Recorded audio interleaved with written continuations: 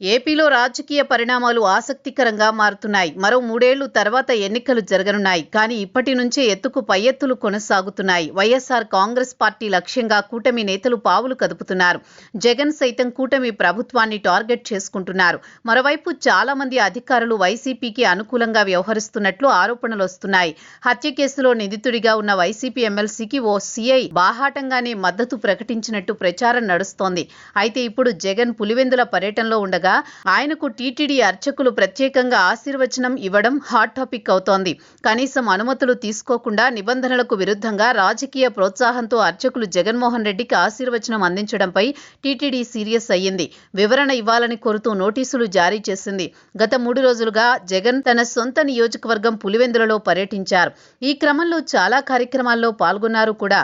మరో 2 రోజుల్లో జగన్ కుటుంబంతో సహా విదేశీ పర్యటనకు వెళ్లనున్నారు. సిబిఐ కోర్టు కూడా ఆయనకు అనుమతి ఇచ్చింది. అందుకే అంతకు ముందే పులివెందులలో పర్యటించాలనుకున్నారు జగన్. అయితే జగన్ పులివెందులలో ఉండగా టీటీడీ అర్చకులు వెళ్లి ఆశీర్వచనం అందించడం విశేషం.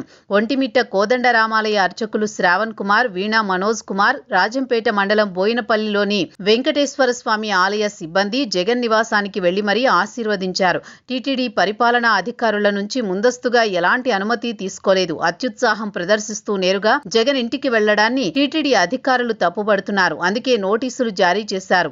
2 రోజుల్లో సమాధానం చెప్పాలని పేర్కొన్నారు.